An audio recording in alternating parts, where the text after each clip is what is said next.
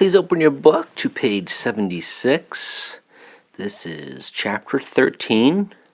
Continuing on the story here, I'll read it a little bit over a page about Naya and how they're looking for water, and we'll see how that goes.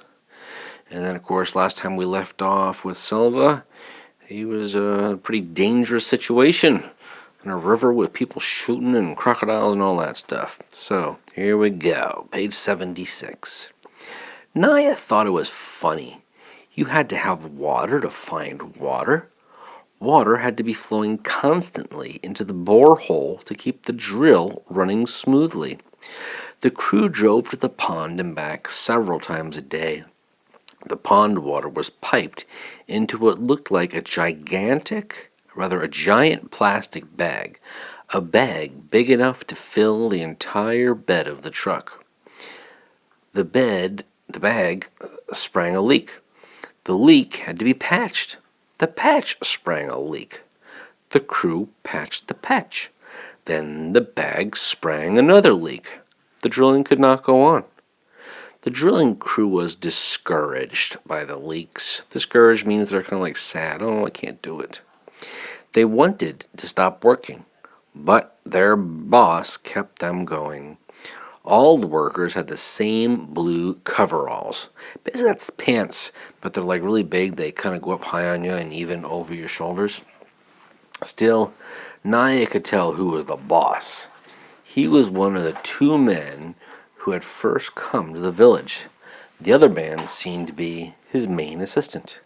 The boss would encourage the workers and laugh and joke with them. If that didn't work, he would talk to them earnestly. The word earnestly means seriously.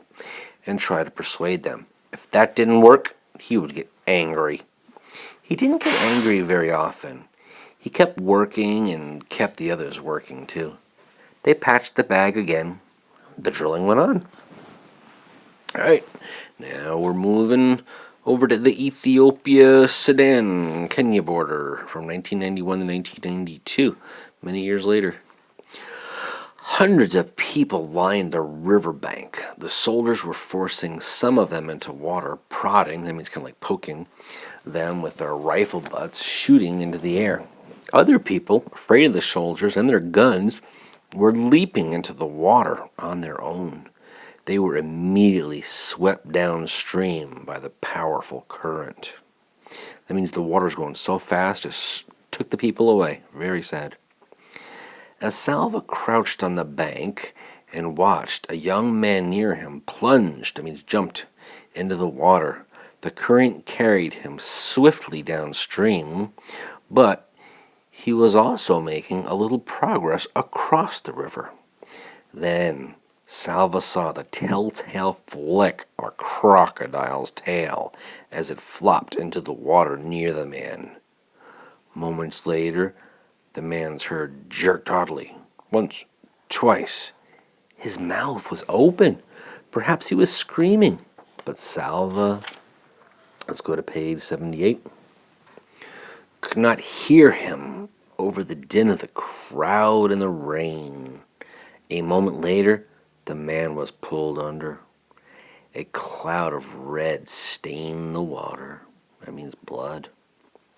The rain was still pouring down, and now bullets were pouring down as well. The soldiers started shooting into the air, aiming their guns at the people who were trying to get across. Why? Why are they shooting at us? Salva had no choice. He jumped into the water and began to swim. A boy next to him grabbed him around the neck and clung to him tightly. Salva was forced under the surface without time to take more than a quick, shallow breath. Salva struggled, kicking, clawing. He's holding on to me too hard. I can't breathe. No hair left. Suddenly, the boy's grip loosened, and Salva launched himself upward. He threw back his head and took a huge gulp of air. For a few moments, he could do nothing but gasp and choke. When his vision cleared, he saw why the boy had let go. He was floating with his head down, blood streaming from a bullet hole in the back of his neck. Stunned, shocked, Salva realized that being forced under the water had probably saved his life. But there was no time to marvel over this. More crocodiles were launching themselves off the banks. That means from the dirt side of the river, the crocodiles are coming in to get the people. The rain, the mad current, the bullets, the crocodiles, the welter of arms and legs, the screams, the blood. He had to get across somehow. Salva did not know how long he was in the water. It felt like hours. It felt like years. When at last the tip of his toes touched mud, he forced his limbs to make swimming motions one last time. He crawled onto the riverbank and collapsed. Then he lay there in the mud, choking and sobbing for breath. Later, he'd learned that at least 1,000 people had died trying to cross the river that day, drowned or shot or attacked by crocodiles. How was it then he was not one of the 1,000? Why was he one of the lucky ones? The walking began again. Walking, but to where? No one knew anything for sure. Where was Salva supposed to go? Not home. There was still war everywhere in Sudan. Not back to Ethiopia. The soldiers would shoot us. Kenya. There are supposed to be refugee camps in Kenya. Let's turn to page 80. Salva made up his mind he would walk south to Kenya. He did not know what he would find once he got there, but it seemed to be his best choice. Crowds of other boys followed him. Nobody talked about it, but by the end of the first day, Salva had become the leader of the group of about 1,500 boys. That's 1,500. Some were as young as 5 years old. The smallest boys reminded Salva of his brother Kual. But then he had an astounding thought. Kual isn't that age anymore. He is a teenager now. Salva found that he could only think of his brothers and sisters as they were when he had last seen them, not as they would be now. They were traveling through a part of Sudan still plagued by war. The fighting and bombing were worse during the day, so Salva decided that the group should hide when the sun shone and do their walking at night. But in the darkness, it was hard to be sure they were headed in the right direction. Sometimes the boys traveled for days only to realize that they had gone in a huge circle. This happened so many times that Salva lost count. They met other groups of boys, all walking south. Every group had stories of terrible peril, that means danger. Boys who had been hurt or killed by bullets or bombs, attacked by wild animals, or left behind because they were too weak or sick to keep up. Page 81.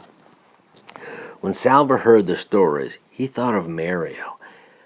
He felt his determination growing as it had in the days after Uncle's death. I will get us safely to Kenya, he thought, no matter how hard it is. He organized the group, giving everyone a job.